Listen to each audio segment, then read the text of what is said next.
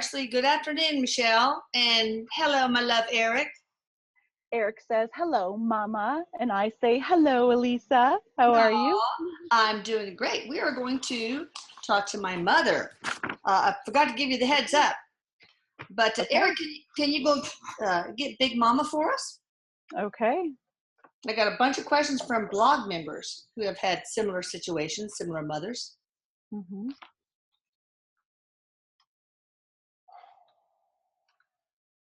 And I've got her energy here. What does her energy feel like? It's reserved. It feels reserved. It feels like, and Erik is saying that she is asking Erik to take the lead. That she's feeling, not that she isn't able to speak, but it's almost as if there's a nervous type feeling to her. Okay. And a very quiet feeling to her. Oh, So, we're gonna be gentle, but of course Erik can take the lead. It's hi, Mom, I love you. By the way, she says hello, and I love you too. Okay. She also says thank you for the opportunity. Sure, to set the record straight, for understanding. Do you get along with Dad now over there on the other side? She says that it's different.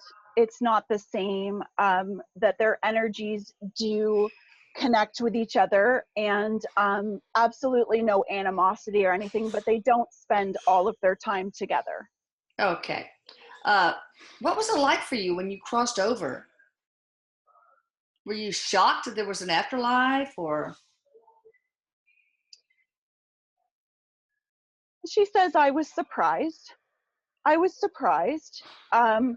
wasn't what I expected.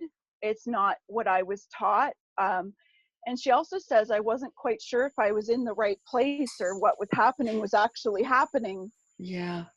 That there was a space of, Erik says time isn't really the right way to describe it, as I was going to say a space in time, but there was a period of time that it was almost like a white glow around her. So Okay. what she was seeing was all white, and that's all I can see. Is it looks like a dusty white color and almost a feeling of nothingness, but that she had a knowingness of something else being there. She knew she wasn't by herself, but there was a period that she didn't connect with any other beings. Why was that? Were you an atheist like Dad? She said that she had her own thoughts from time to time that made her question it, but she said there was so much convincing brainwashing. Oh, yeah. And that with that, she said that she had hoped there would be something, but she wasn't expecting it. And she said part of that was an integration process. And Erik is just saying that there are spirits that go through that when there are different, such as people that are very ill and say mentally ill, or from from an accident, or if their belief systems aren't set in stone, there can be an integration process to, it's like he says, to explain, to not shock the system. Oh, yeah, of course. So Dad kind of brainwashed you, probably on many levels. But all right, so who met you there? Who was the first person you saw? She said her mother. Oh, I had a funny feeling. All right. Oh, God, I bet that was awesome, huh? Yes, she says it was. And she says it was very relieving. Although she just wants to point out as well, she says, I didn't ever feel fear. That when she crossed over, there was never any sense of fear. It was a sense of, I know I'm okay. I'm not quite sure of what next to expect. But she said it was like falling into loving arms when she saw her mother. When did you see Denise soon after? She did. And how was that? How was that meeting? She said that it was wonderful. Oh, I bet. Oh, All right. What was it like when you saw Erik? Did you eventually meet Erik? I guess you did. She's actually saying that Erik was in the first group that she Oh, met. and okay. and she just wants to say too that, and she's just kind of putting her hand gently on his shoulder, and she's just saying, this boy, this boy, this boy Oh, right here. And she says he's done wonderful and continues to do wonderful things, and he had already had an understanding at that time to help integrate her into what was happening. But she said there was a lot of joy, a lot of joy, and a sense of timelessness to it. oh, that's awesome. Now, I remember when in your last day or so, you kept pointing to the ceiling. You were out of it, and you kept saying, Gloria, Gloria, and I want to go there. What was that all about? She said that, and she showed me too, that there was an opening, so she could see a light or some sort of a portal. And I feel like she was in a hospital, because I feel a very cold, structured feeling. Oh no, it was because she was in a hospice setting. My parents' apartment was really cold, black, Okay, white, stone, and there was a bunch of medicine and stuff around and things like okay, because she's saying the environment and how I feel it's very cold feeling, and just not a comforting type place. And above, she said that there was light that was beaming right down, that. and her body was very attracted to it. Mm-hmm. And she was already stepped out of the physical. She already had a Good. portion of her that was already moving forward out of the physical. So it was just basically like the actual leaving of her body. And Okay. that's, and Erik's just saying too that that's something that when a lot of people do pass, that he says why hospitals and different places that carry so much energy is when people pass and they're born, there are portals and energetic openings Mm-hmm. that do happen, and that carries a lot of energy and a lot of emotional energy. So he's just saying that that's very common when Okay. somebody passes. Okay. Now everybody has demons, Mom. What were your demons, and how did you tackle them in the best way you could?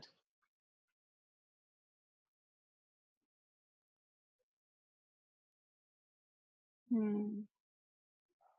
Um, she's bringing up alcohol. Okay, yeah, she liked to drink.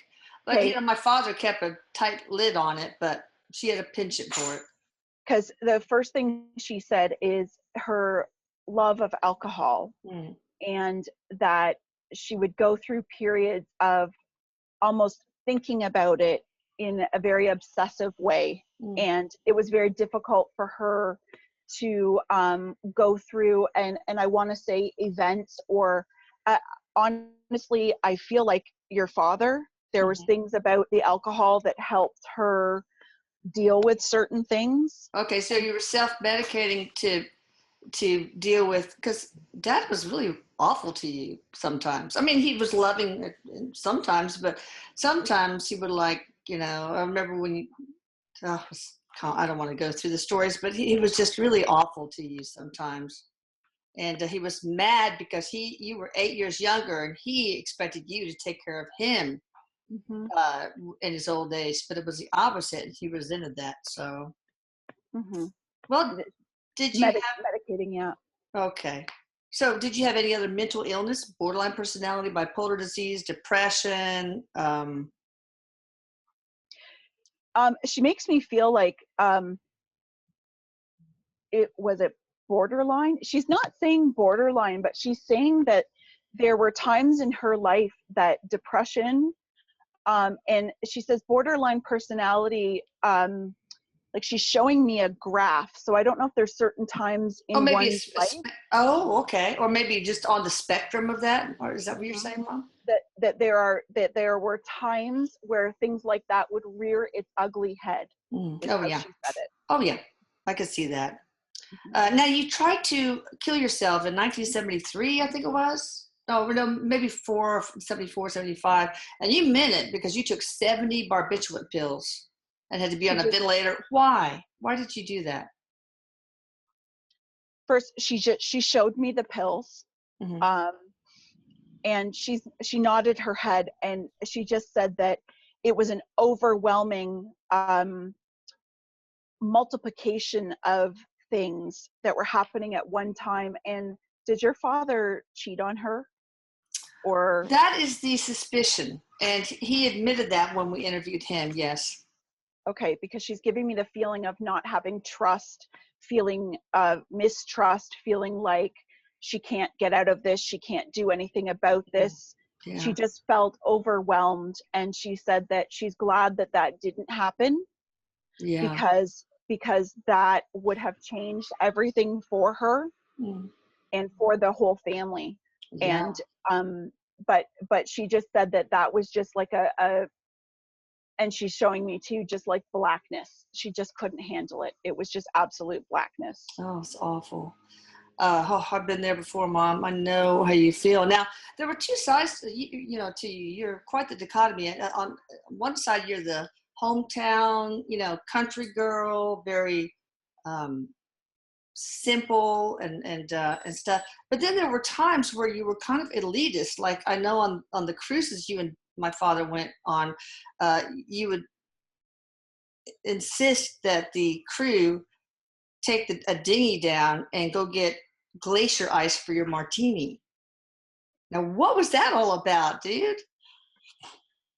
She says some of the things that she did, and that being one of them, was her way of exercising a certain amount of power and control that she felt that she didn't have within herself.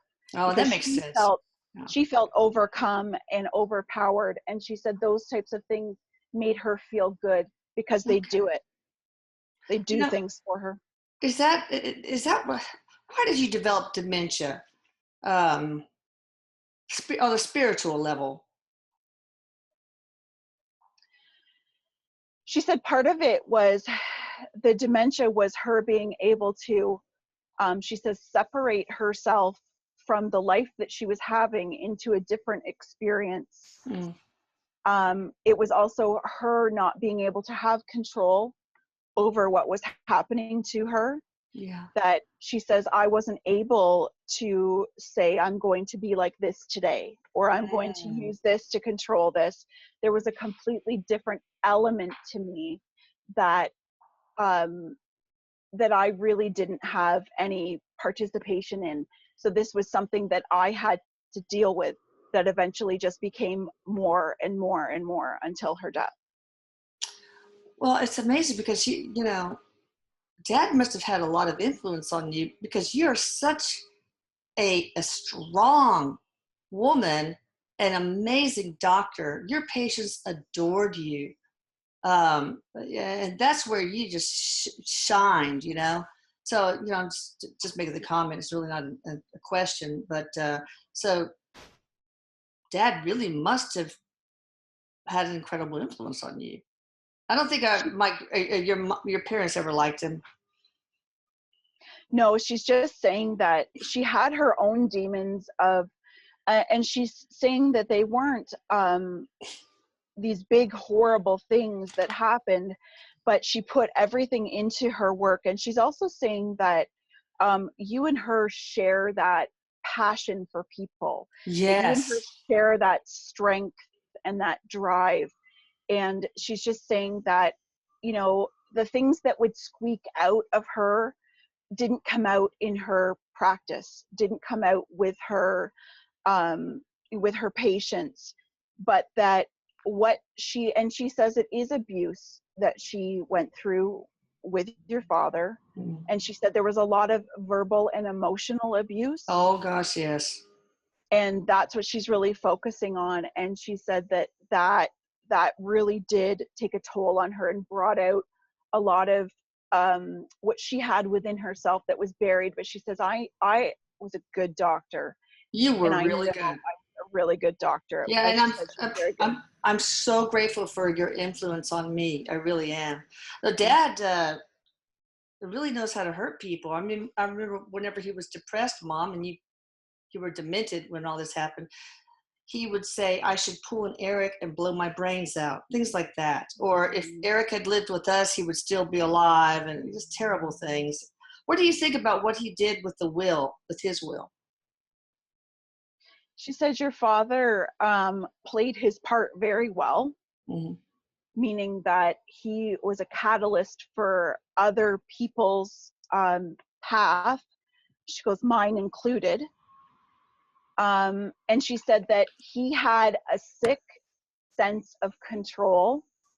And part of that was in his decisions of what he wanted to do after he was gone. So I'm not sure what exactly he did. She's not saying, but she's saying that he used control past the grave was his mind, was what his mind was. Do you agree with that? With what he did? No. Of course not. Did you ever truly love him?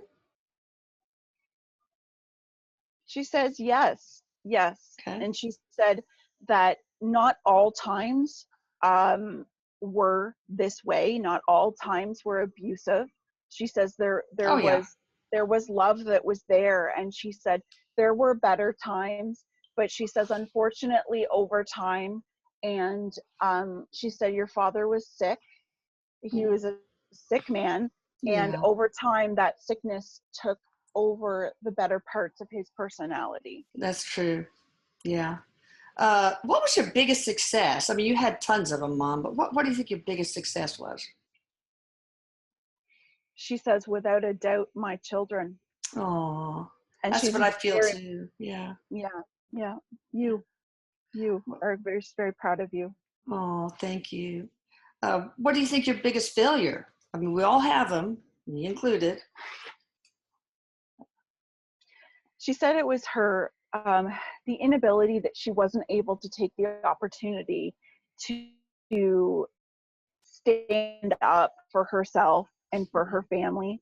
And she's saying that in a sense of protection of her children, that she said that she understands now the bigger perspective and what it has meant to accomplish. But she said, I did have an opportunity to stand up and change my life and that of my children. And she said, I just couldn't get behind that. Yeah, I it's just couldn't. hindsight is 2020, you know? Mm-hmm. So what stopped you from stopping Dad with his beatings?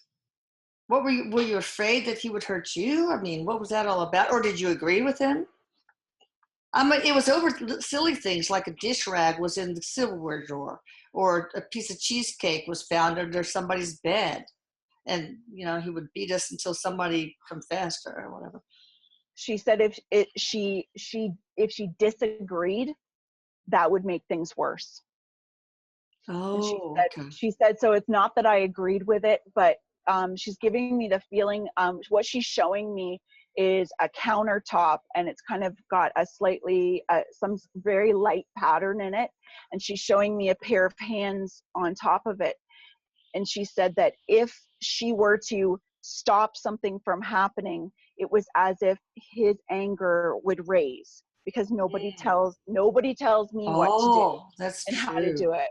Yeah, because he was almost like in a trance, a rage trance. Were you Yes. ever abused as a child, Mom? She said no. Oh, good. No. Yeah, you were very connected, I think, with your father. It seems like you always wanted his approval. Or Yes. maybe I'm wrong. Yeah. Yeah. She said that she wanted to please. She Yeah. wanted to please them. She deeply felt she was very connected with her parents, Mm. and there is a stronger connection on the father's side, but she said it was more about the expectations that she set up for herself and what she thought they wanted from her. Mm-hmm. And she was more afraid of creating disappointment. Okay. Yeah. She liked to succeed. Doing well made her feel really good, and she wanted that success to affect her family. She wanted that success to be their success, for them to be proud. Wow. I mean, that's you and I are so alike in so many ways. Um, did you ever feel, and this is from a blog member, remorse or regret um, for whenever you abused us? Like, you did some pretty mean hitting and things like that. Okay. Did you ever feel regret or remorse? She said yes, Okay. that she did. She also says that there was so much chaos at times that it was difficult to separate situations. But when she had an opportunity to think about something or to see something that she knew was a result of what she had said or done, that did affect her, and that was part of her what she buried and pushed away as well, because she Okay. didn't know how to get out of the cycle. Oh, yeah, I can imagine. Now, one time, Laura went to school, and you took her to school, and she was just black and blue. I mean, just eyes, one eye swollen shut and all that stuff because Dad, beat her so badly. And the assistant principal handed her surreptitiously the number to the CPS. But when he asked Laura what happened to you, Laura said this, I don't know if it's true, that you proudly said, "This is how we discipline our children." Is that true? Did you really say that? She's just saying that it's a slight tweak. It's slightly different than that. Okay. It was more or less she said she put it on to your father. It was more or less, this is how discipline is handled when the kids get out of line. Okay. It wasn't something that was said in such a way. It was less incriminating. Oh, yeah. Okay. Well, what she got in trouble was y'all found her, she had a note saying that she was going to a KISS concert. So I don't know if that condone what she That got. makes sense though, because whatever it was that she said that was being talked about, the authority that so the principal or whomever, almost, it was like a very, oh, okay, I see. And I feel like that principal may have thought that was out of hand, absolutely. Oh, yeah. But at that time too, there was Yeah. that wasn't just happening in one location. Oh, yeah, of So course. Yeah. it was kind of, yeah. Now, what were your views on parenting styles then and now? First thing she says is discipline. So when she was alive, it was all about discipline and about being orderly, being organized, those types of things. And she says now she can clearly see how important communication is. Oh, yeah. Well, do you condone spanking of any sort now? She says there's no need to use force. Yeah. It's not Okay. necessary. All right. Do you have any messages for each of us? Just a real short message. Let's start with the eldest, the queen bee, Terry.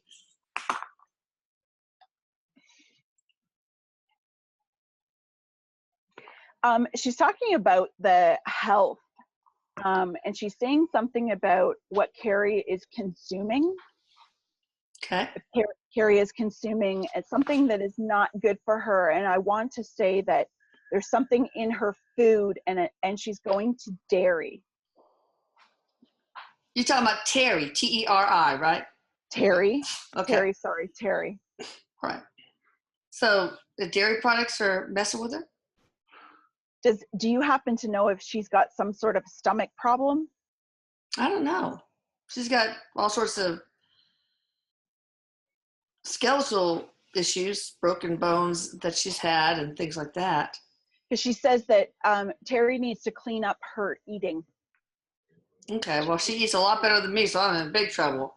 All right, any other messages for her? Increase her potassium. Okay.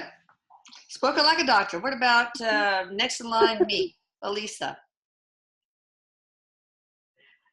Okay, so first of all, she's showing me your muscles, and she's talking about your sleep, and she's talking about your sleep patterns and saying that you're not getting enough solid sleep. No, that's true. I checked it on the app. You're absolutely right. Hmm. And yeah, she says that your sleep, and if you can look to ways to improve the quality of your sleep, that it's a lot more about the quality, not as much Yeah. about the quantity for you. Okay. I have an idea of what to do. That's good. How about Laura?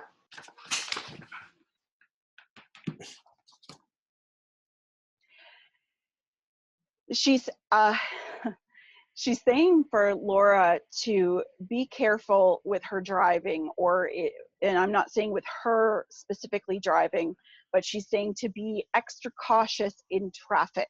Okay. So, and she's making me, not making me feel like this is something big, but she's just saying to it's more or less to be wary of others. Okay. Like it could And be a carjacking, it could be anything. Okay. mhm, mhm. All right. What about, well, Denise, you don't have to give her anything. What about your grandkids? Let's start out with Fiona, Terry's daughter. She's saying to keep moving forward in the decisions that she's made, in the changes that she's made or she's about to make, to keep moving forward with that this is a lot better for her than what she had originally planned on doing. Oh, good. All right. What about Christina, my eldest?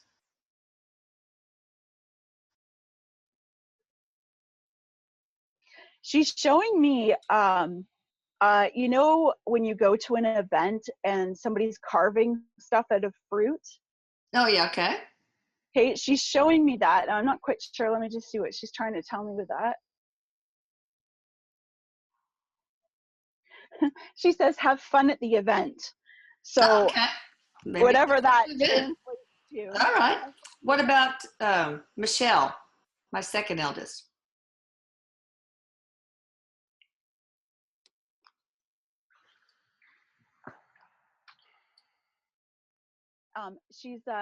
She's showing me wiring, and she says that the whatever is going on with the electricity in the house, or that it's not the wiring. What is it?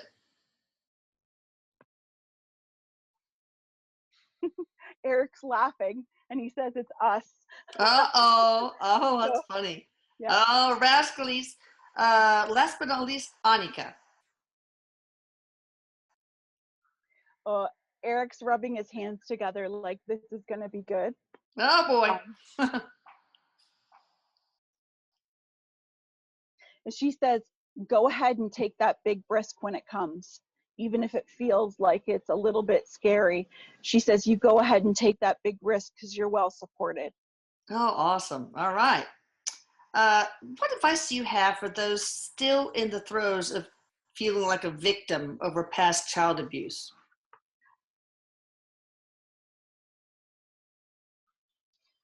She says, first, make a stand with yourself. Mm. She says, the first thing to do is to recognize that what has happened to you is not your fault.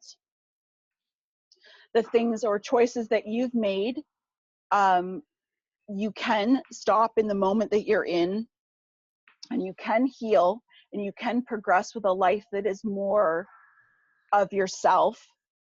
But she's just saying that the most important thing to do is to stand and say, I'm not a victim.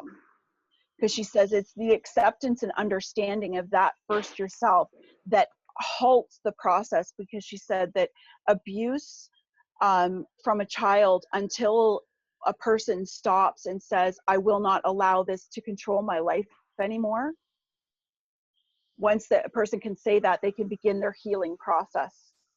But she said that until you get to the bottom of the understanding of what has happened to you, then you can release it and let it go as something that happened to you. It is not you. You are not the It's abuse. not a part of, you know, okay, good. And just finding the value in it, because I've said so many times before, it taught me how to be assertive and compassionate. So what about women caught in the situation of domestic abuse? Any advice for them? And she says that much of the same type of thing, only she said that it's extremely important that you remember that the stand that you take, especially if you have children, that the stand that you take yourself Mm-hmm. is not only changing your life, but changing the life of your children. And she's saying that it's very important that you understand that there's never a better time to leave a situation. There will never be a better time to get out of a situation.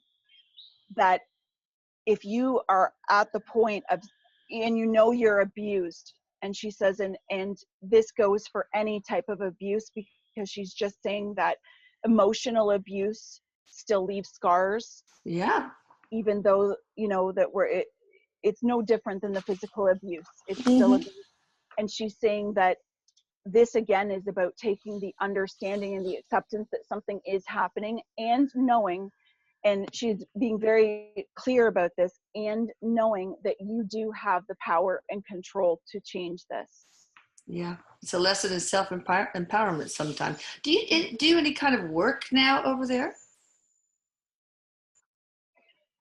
She said that she does. She Hmm. says she's not quite a go-getter as Erik. She doesn't quite do things to the level that Erik is right now. Okay. But she says that she has had the opportunity to counsel children and women that have crossed over and are going into lives. And it's the first time I've heard that going into a life where the contract is going to involve abuse or something of that nature. And that Mm-hmm. she says that she's able to sit with the soul and to be able to help them understand, and help them understand what it is that they want from it. Okay. So do you feel like this was all part of a contract that you and I and your other kids agreed to? Okay. Now, what message do you have for Erik, and like, what do you think of him? Well, what did you think of him then when he was alive, and now? She said that she always felt that Erik was special, that Erik was different, Yeah, I know you did. Yeah. and that and she's just touching her heart, that she always had a soft spot Yeah. for Erik in her heart.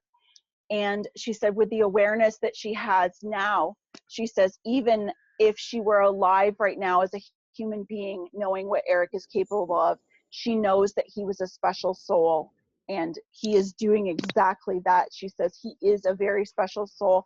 And she's just saying too that Erik is expanding right Mm, now, that okay. he is in an expansion. So he's and Erik is just saying too that it's not so much of he just doesn't want people to think that it's one level after another, that Yeah. it's not like that.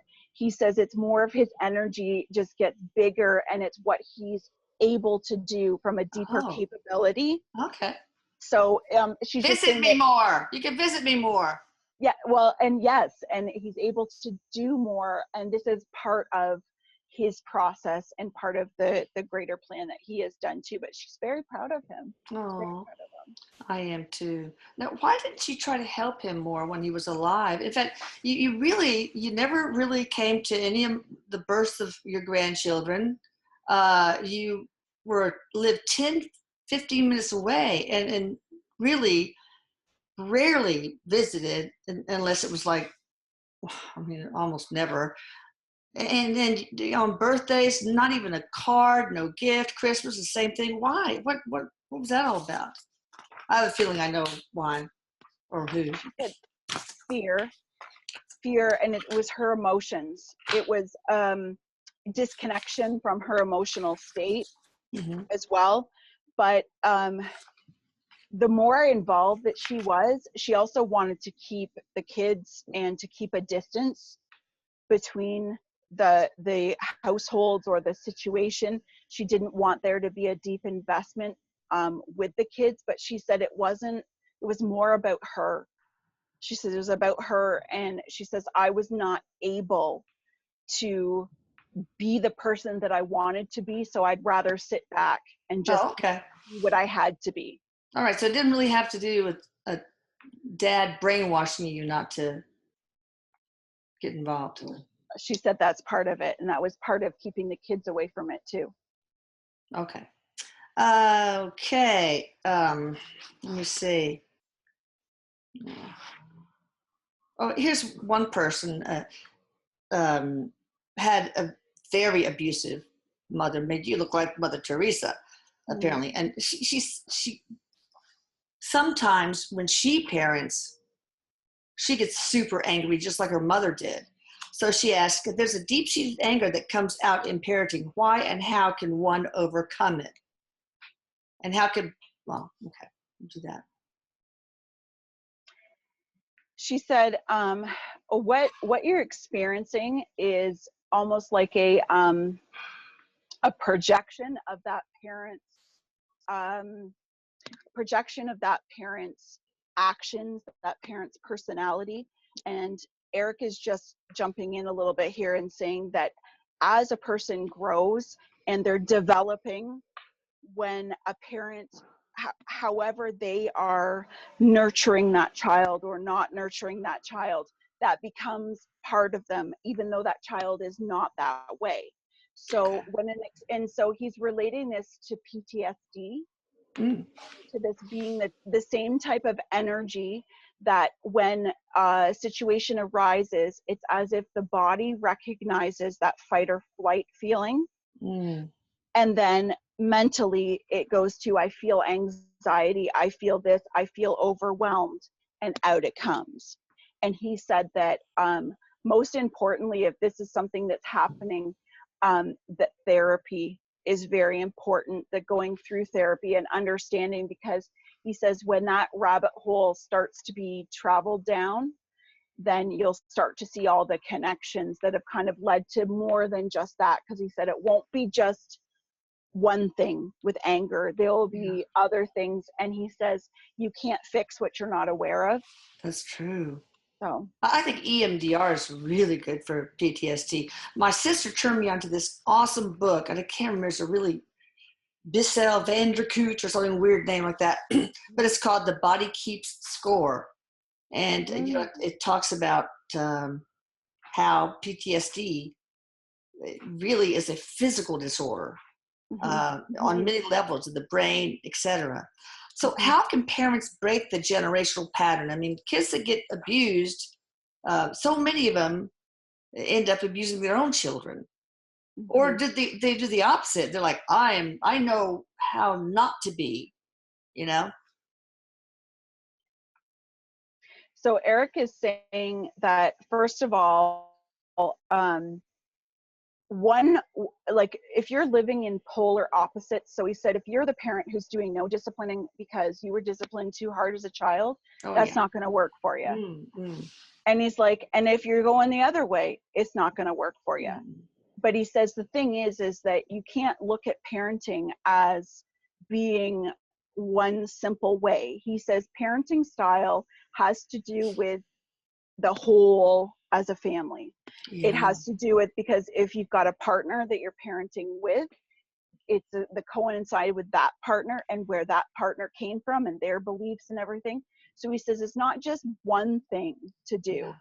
He says, but you first of all have to get clear what's important. What are the values here? What is it that I want my kids to understand?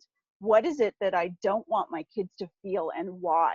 And he said that this is a conversation that should be had between partners when they are going to have children. Bringing a child into the world.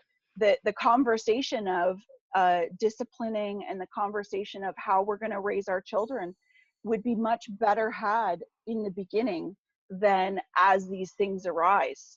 Yeah, and you're right. Every kid, it's like I couldn't raise, parent Erik in the same way.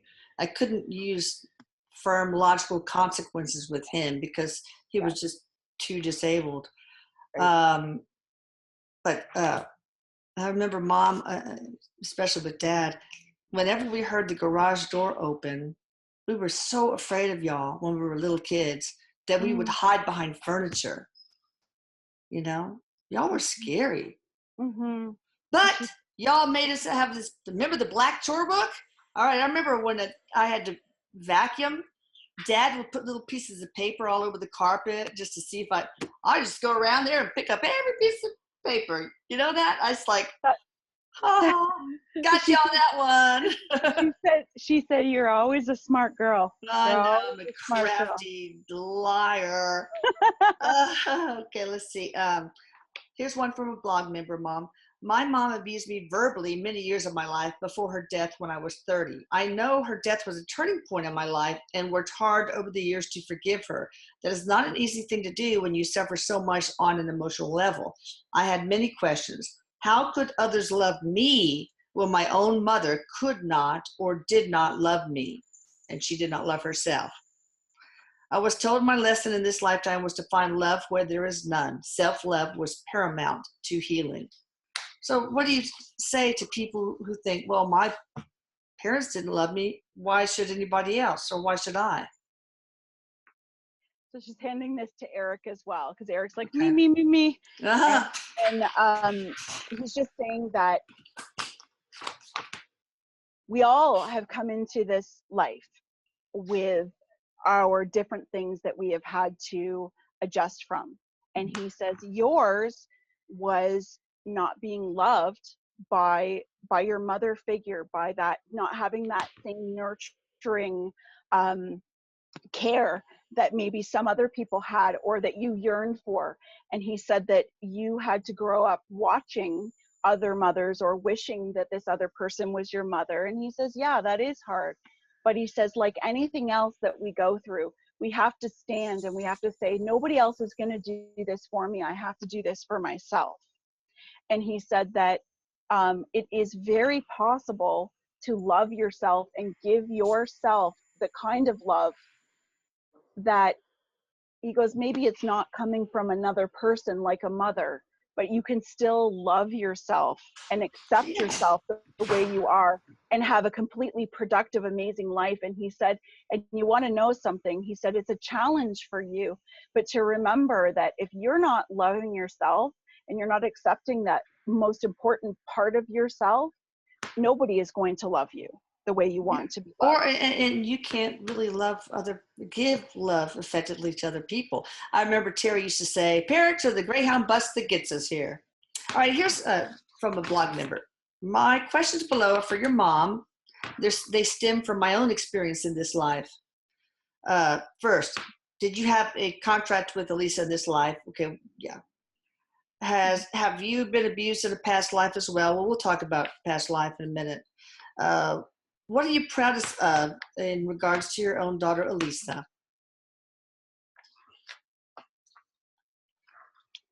She said there's two things. She goes, obviously your intellect and how Aw, smart you are.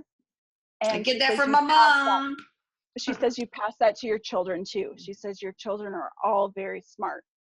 But she also says that you have a spark to you, kind of like you don't take anyone's shit. Oh yeah. And she said that is very honorable, because you know when it's almost, she said that when there's a broken heart, and she's showing me like a birdie with a little broken wing, and she says when you see a birdie with a broken wing, she says you protect that birdie whether it's yours or not. Oh yeah. And she just said your spark and your standing up for truth, she says, is very, very commendable. She Oh, loves that's that about awesome. you. Oh, okay, great. Thank you for that. What did Elisa learn from all the pain she experienced in her lifetime? Not just my childhood, I'm sure, but other tragedies that have befallen me. Well, one of the biggest things would be the trust within yourself. And she also said the ability to love and to be loved.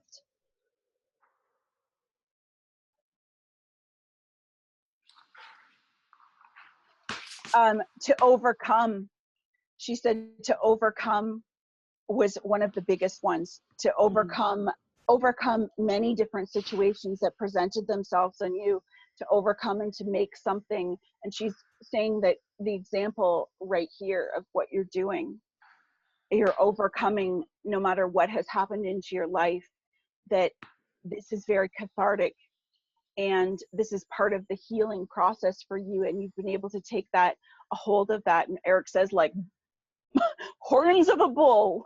Oh yeah, grab the bull by the horns. That's right. Yeah.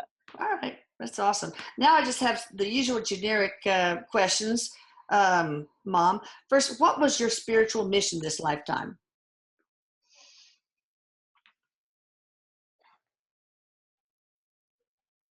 She said what her spiritual mission was perseverance and determination, survival. Mm, okay. What were you here to teach?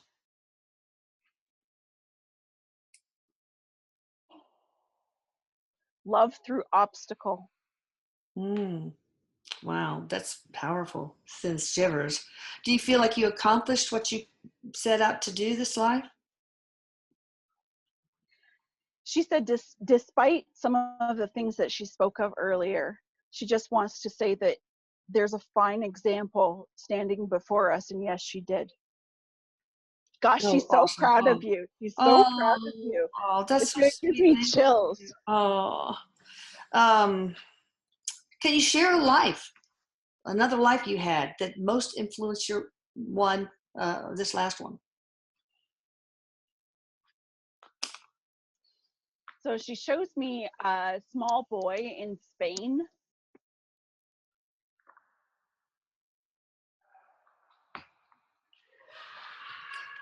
Am I just asking her to give me like a time frame right now?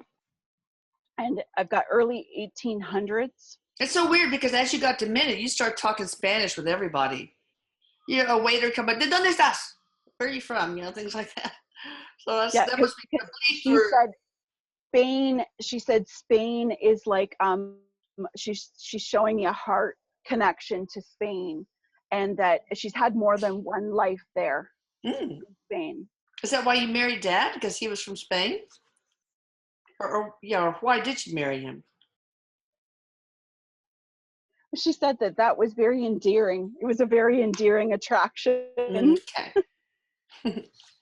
I don't know if he spoke Spanish to her, but Oh yeah, I'm sure. she's showing me like coming out of her like these like you know when somebody's putting a spell on someone, like Uh-huh. it's almost like his Spanish, his accent or his speaking Spanish to her was like making her a little bit woozy. Oh, that's so funny. Well, Yeah. why did you marry him beside that? She said he was smart. He Yes. was articulate. He showed strength.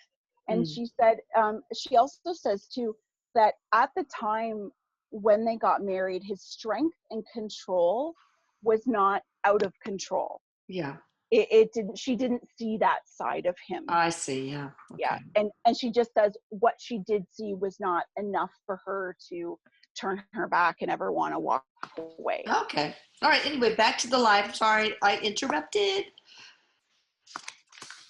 Tell me about the other life as a boy in Spain.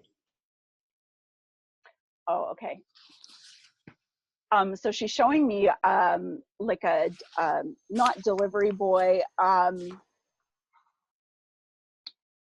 You know when a kid would, she's showing me a little boy with a hat on, and he's running and yelling things, and he's got a stack of papers that has print on it, but they look like they could be wet because he's got newsprint all over his fingers, and she's handing he in this life is handing these papers out, and she's just saying that she was a small boy from a small family, and she said a middle class, or what would be considered a middle class family. And she had I don't feel like she said she has a love of pets, so I don't feel like she had pets in her life. Did she have like animals or anything? She had Penny when she was little, a Cocker Spaniel, I think. And then they got a German Shepherd, but mostly for a guard dog. Wasn't really Because treated very well.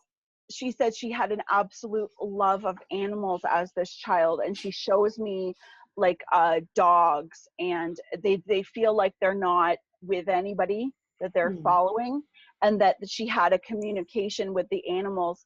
And she said that there was a love for animals that was carried into this life as well, that was never fulfilled. Oh, yeah. Why, Dad didn't let you have any animals? No, he didn't want any animals. She said he just Oh, wasn't interested in that. And she's making me feel like it was dirty. to him, It yeah. was, yeah, it was like gross. Like, we don't need Oh, that in the wow. house. Oh, um, was Dad upset that he never had any sons? Mm. She said that he never really said that. He didn't really express that, although she said that he could be kind of mean, in the sense that he would lean towards that type of thought once in a while, like a house full of girls, Oh, yeah, okay. Yeah. that type of thing. But that he never, she said that that wasn't something that, oh, okay, that's interesting. She says that that wouldn't be something that he would want to have a power struggle with. It made him feel Oh more, my God. My husband says if he had had any sons, that son would have beat the crap out of him. yeah. And that's, she says that he knew that. He was able to take more control over the fact that he felt more powerful than women in general. Oh, And I see. so, yeah. Okay. What was I going to say? Oh, yeah. You lost a child just like I did. Was it a boy or a girl? Boy, she said, was a boy. Oh, goodness. What hmm happened? She's saying that it was very early on, Okay. Yeah. and she says that it just wasn't meant to be.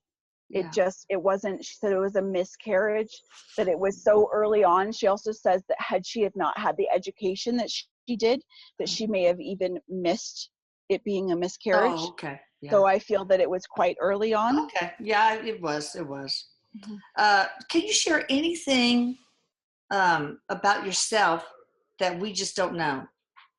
I mean, like, for example, Madame Curie kept a little teddy bear sewn inside her skirt. Okay, little thing. It could be little thing, something little like that. It could be silly or profound. It doesn't make any difference.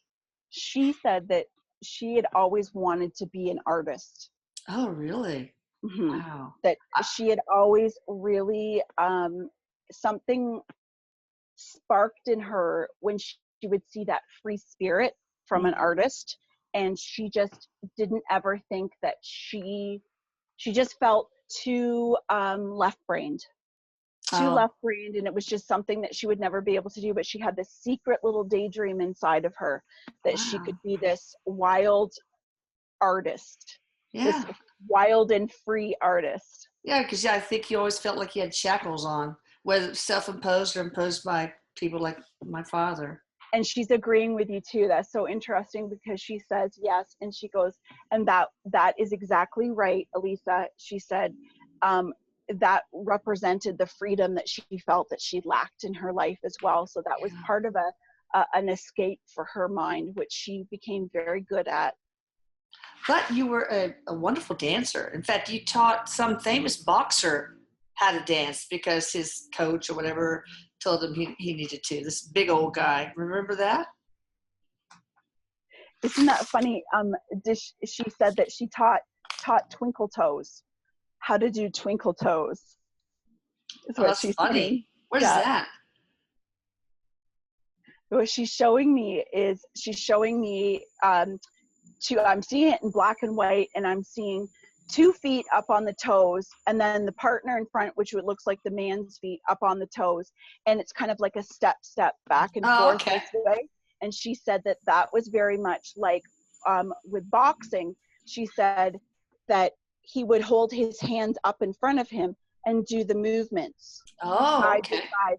And she said it was about balance, it was about agility, Mm. and that it was helping them, because she says a lot of boxers are actually pretty good dancers. Yeah, I mean, the So footwork is thank important, I guess. you. All right, so any final messages to, or advice or anything to the world, to any one particular person, to your family, to anybody? She says, she's, and I'll just tell you too, the energy that I felt when we first started was so anxious and reserved, and it's completely released now. Oh, Like good. I can breathe clearer now. And she's saying thank you very much, and she's saying that this was an absolute lovely opportunity for her to have this time, not only with everyone, but really this time with you, and to be able to say these things to you just means an awful lot to her as well. And she says that with this opportunity, she just wants to say again that she wants to remind everybody that the power that you have is all within you. It is not held in the hands. Your power is not held in the hands of anyone else. And she said, and that the, there's God within you, she said. And Yeah. she's saying that almost like a, I understand that now. I understand the importance of that. And she's just saying to take your power back, Yeah. to absolutely take your power back. Yeah. Don't give it away. Don't give it away. Have you met Jesus or God or any interesting figures? And she says that she goes, and I am, like, we are all part of God, and I That's am. right. Yeah. And but yes, she said that she's had all of the major mystical and magical people that you can imagine that she's been able to cross paths with, she has. And she's also citing Erik too, that Erik is very much a gatherer. He gathers people too. Oh. So she's saying that Erik has had a lot to do with the influence of where she has gone Mm. on her next phase of her own journey. Do you have any favorite people that you've, or the magical and mystical? She actually says Elvis Presley right away. Oh my God, how cool. That's awesome. Yeah, Well, yeah. thank you, Mom. I love you and I do forgive you. Okay. I know it was really hard to be your real, loving, authentic self when you're under the clutches and the shadow of a person who is mentally ill, like Dad was. She says thank you very much, and she says that means such a great deal. And she says thank you very much for understanding and accepting that. And Erik, thanks so much for being her wingman and He bringing her says here, okay? he says no problem, Mom, anytime. All right. All right. And you guys can get in touch with Michelle at thehealingheart.com, and also Facebook groups /healingheart, and also wordpress.com, The Healing Heart. Sounds good. And I will put that all here, guys. And thank you, Michelle. Thank Love you you. all. Love you, Erik. Bye. Love you. Bye. Bye, Michelle. Bye. This was awesome. This was great. Thank you.